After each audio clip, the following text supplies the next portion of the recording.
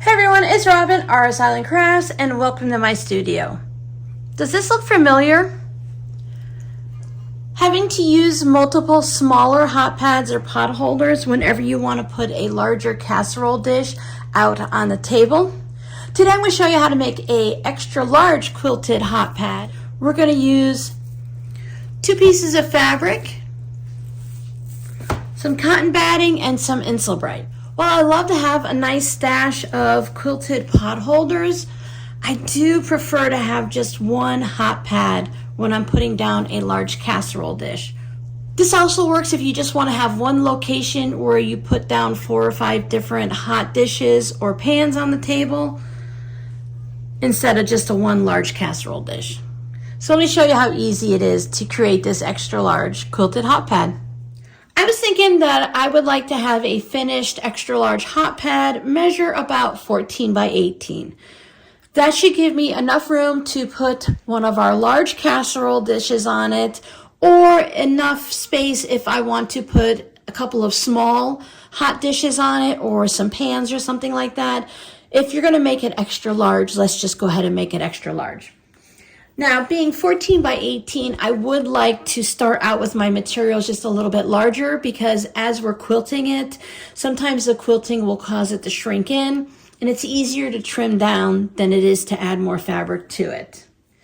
So I cut all of my materials about 17 inches high and 20 inches wide. Sometimes it just comes down to what size fabric I have. But if you're doing 17 by 18, that means you can make this easily with 2 fat quarters.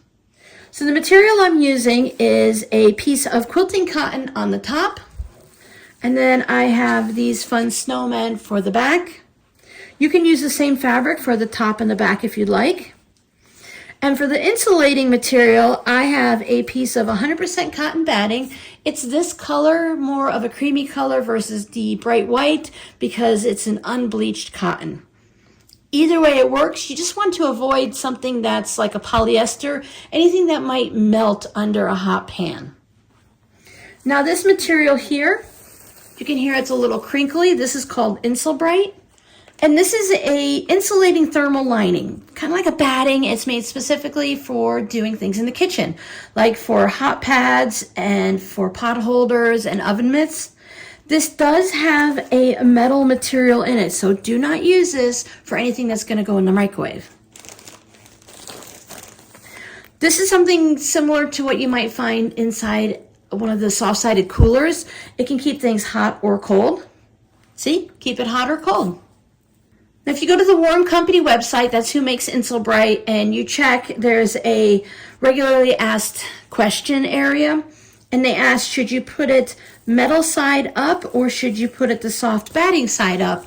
And they said it doesn't really matter which way it goes. If you don't have the Insulbrite, you can't get it, or you prefer not to use it, then I highly recommend using 2 or even 3 layers of cotton batting. Now this cotton batting is a little bit thicker than some of the cotton batting that I own. If I were to use a thinner cotton batting, I would go ahead and double up the layers. So I would use 2 thin layers of cotton batting and 1 layer of Insulbrite. And my snowmen on the top.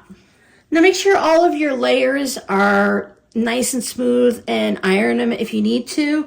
You can easily iron the cotton batting just as is, or you could put a piece of the fabric on top. I've never tried ironing Insulbrite. I usually just put it down on my pressing board. I put a piece of fabric on the top and I run my iron over the fabric. And that way I know I'm not putting my iron directly on the Insulbrite. I don't want to scratch my Teflon base of my iron, and I don't want anything to get stuck to it. I don't think it will do either, but I don't want to take a chance. So I just go ahead and I iron it like that. Now we're going to be quilting through all 4 layers. So it's a really good idea if we go ahead and pin the layers. You could choose to quilt this in any manner that you'd like. You could quilt it just straight up and down. You could do it side by side. You could do both. I like to do things on the diagonal. So before I put the pins in, I'm going to go ahead and mark some quilting lines on it, just so I can kind of put my pins in between those lines, and it'll be easier to mark. I like to use a hair marker, and this just makes a crease a little bit of a fold line in the fabric, but you can use any type of marking tool that's meant for sewing. You just want something that's going to disappear afterwards. So I just put my long ruler down about to the diagonal. It doesn't reach from corner to corner, but that's okay because it doesn't matter too much at the ends. Most of it's going to get trimmed off at the end anyways. So I just take this and I press it down and I just make kind of like a score mark. Sometimes it's easier to do this with just the one piece of fabric or to do it from the side that has the batting. Sometimes doing it with the Insel Bright can make it a little bit difficult. You can also use different types of low tack tapes like a painter's tape, a washi tape, and there are special tape meant for quilting to mark your lines. It's usually a little hard to see on camera, especially on a black fabric, but you can see that little bit right there, that little shiny bit. And that's just going to mark my diagonal. Now I just want to hold my layers together so I don't need to do a really tight quilting on this. So I think for this I will probably just go ahead and do it about 1.5 inches apart. So I'll line that first line up on the 1.5 inches. Now I'm going to be using my walking foot, and a lot of the walking foots come with a little metal bar, a little guide on it. So you can always use that to line it up and to make sure each section that you're quilting is even. I like to mark the second line so I can make sure I have it lined up, and then after that I don't mark my fabric. I'll show you over the sewing machine when we start quilting it so you can see what I'm talking about. That kind of gives me an idea about where I can put my pins. And I want to pin through all of the layers.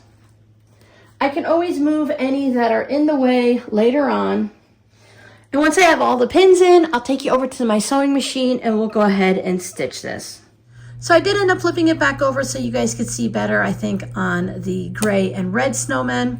I put my walking foot on. Now normally with your sewing machine, you have feed dogs down here in part of your machine, but the walking foot also has feed dogs at the top of the fabric.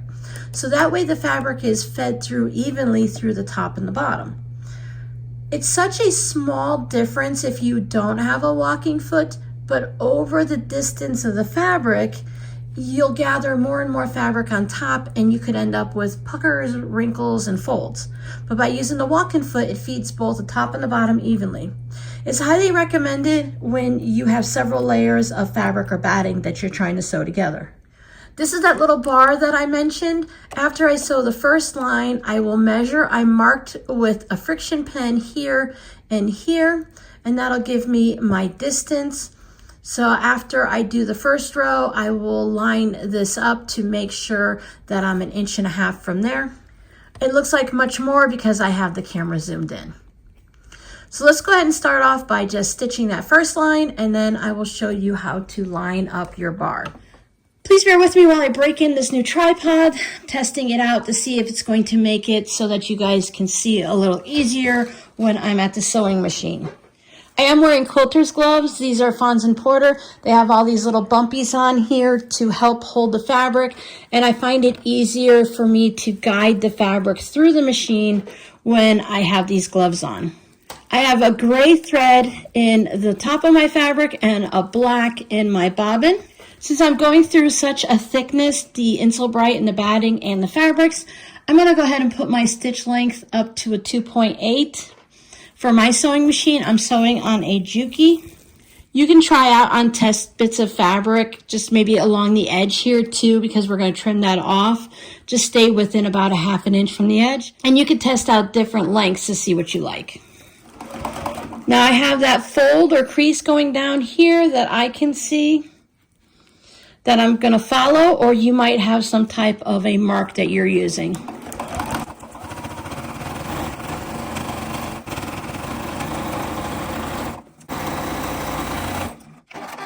I did end up putting my machine up to a 3.0 because the 2.8 was just a little bit too tight here. I could feel the machine kind of struggling with it, so I lengthened my stitch. You might need to lengthen it a little bit more depending on your machine. Now I won't be stitching right here. I just want to make sure that I have my little bar over here. It's lined up on the next line, so that when I move over to here and I do my next row of stitching, my bar, can you see that right there? It's lined up. So this bar will follow right along there while I'm stitching here. So I mostly try to keep my eye back and forth a little bit, but if I follow and I just watch this one, this machine's going to do what it needs to. I just watch there. I just want to make sure it's not going to move in any crazy bits like that. So I just kind of eyeball to see that it's staying about the same.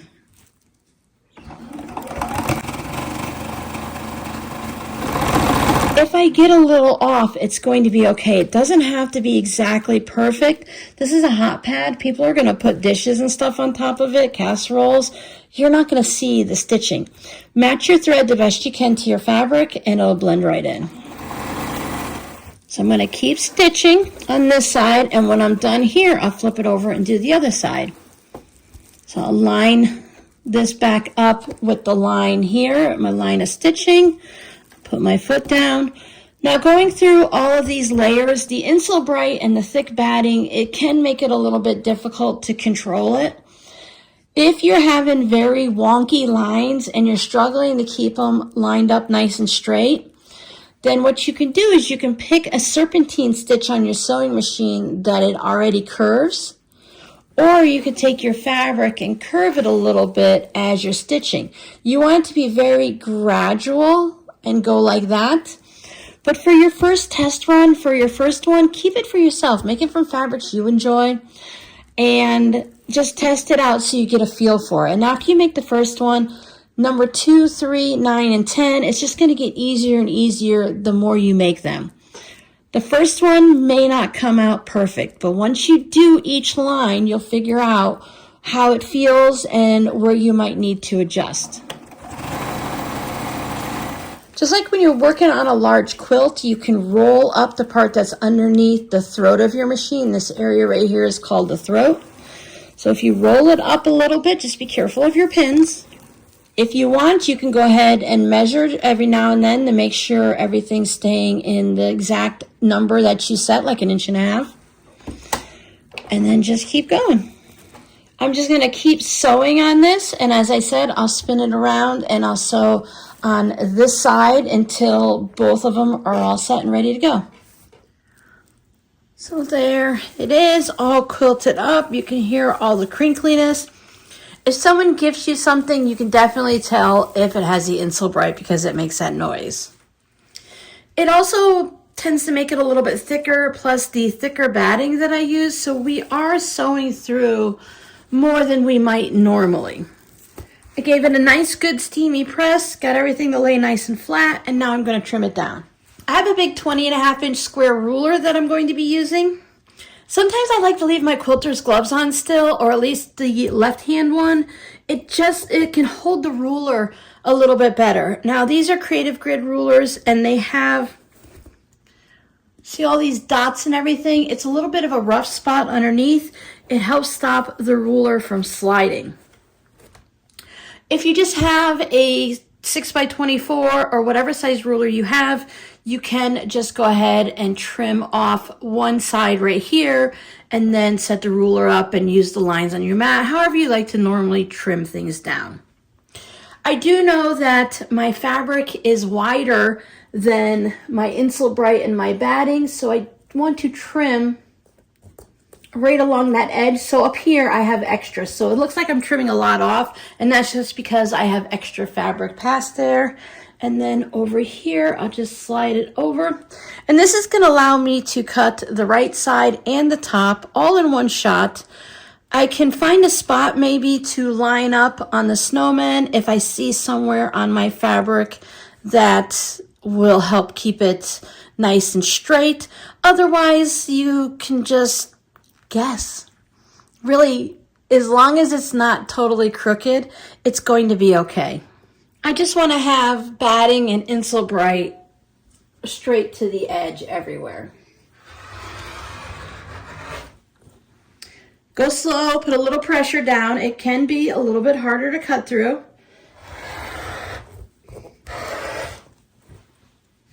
Now I can spin it around. And I can decide what size I want now. So it looks like I can get something that's about 18.5 by 15.5 because I don't have batting and Insulbright. This is all just fabric over here. And if you're making it as a gift, if you cut it 15.25 by 17.75, those numbers aren't going to really matter. As long as you have enough space to put a hot dish down, you're all set to go. Now measure all 4 sides, or measure one side this way and one side that way and multiply the numbers. We just need to know this plus that to do our binding. And then I like to add about 10 inches on just to make sure I have enough room. So I want to find a fabric that is going to coordinate nicely on both sides. I will link below down in the description box some videos that might help you along the way, things about quilting and binding and other options like that, so that if you need a little more information, you can always find it. I do have playlists here on my YouTube channel, and I try to keep everything in a special category, like quilting playlist. Even though this is a hot pad, we're using quilting techniques. So let me prepare my binding and we'll come back and figure that out. I've chosen this darker red cardinal fabric to go around the edges for my binding, and I thought that would look nice with both sides. Snowmen and birds and cardinals go well together. We have a bird right there on the birdhouse also. So I'm going to go ahead and sew the binding onto the back. Remember, I'm using just a standard binding. It's not bias. You could use bias, of course. It's 1.5 inches. Let me get going on this and I'll show you another tip or trick along the way. As you can see, I did not finish the binding, but I wanted to show you. When working on something that's this thick and that only has a little bit of quilting, it's helpful if you do a zigzag stitch within the seam allowance when you're putting your binding on. I'll link to a video tutorial for this, but that zigzag helps compress this seam allowance area here so that when I bring it around, it's going to control all that thickness and it's going to make it easier for me to machine stitch this down. It's also easier if you plan on hand stitching it. So if you do your stitching of your binding down on the front and zigzag your seam allowance so that when you bring it around to the back, the same thing, so that you can go ahead and just hand stitch. It does a really great job of compressing it to making it much thinner and just holding it all evenly and in place, and it makes your binding look a lot smoother. Now, not every project needs it, but when you're dealing with this type of bulk, it's very helpful. It's also helpful for those projects when you're using that foam on the inside, because that is very thick, so you can compress that down with the zigzag stitch. So now I'm just going to take this over. I'll give it a nice iron, bring it around to the front. I have a video for doing this style of binding for the 1.5 inch single fold. I line up the edge right there so that I can bring it around. I want to make sure that I'm coming across my stitching line, and then I'll just top stitch here to stitch it down. So there is our extra large hot pad, ready for the holidays. The binding went on nice and easy with it being just that little bit thinner and compressed on the sides. Plenty of room to put my casserole dish or a few smaller dishes on there. So your scrappy word for today is TBQ. So let me know down in the comments, what do you think TBQ stands for in the quilting world? Come back next week and I'll show you how to make an extra large hot pad using just batting and some fabric scraps. I know not everyone enjoys working with the Insulbright. I personally don't use it that often either. I would rather double up my batting.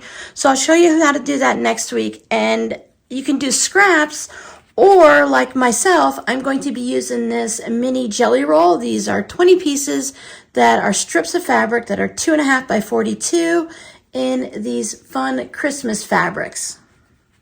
So I'm going to show you a couple different ways that you can use leftover jelly rolls, some strips, or just some scraps of fabric, and we'll go ahead and we'll still make a reversible extra large hot pad, but we will be using batting, cotton batting. So if you want to prepare ahead of time and grab some of your holiday scraps, we can start making a few things for Christmas. Thank you guys so much for hanging out with me. I hope to see you next Friday where I'll show you that scrappy version. If you need a little help on some of the quilting techniques, check out these 2 videos and look down in the pinned comment and I'll link to a few tutorials that will help you figure out a couple of these things with a little more in depth than I showed you. Bye.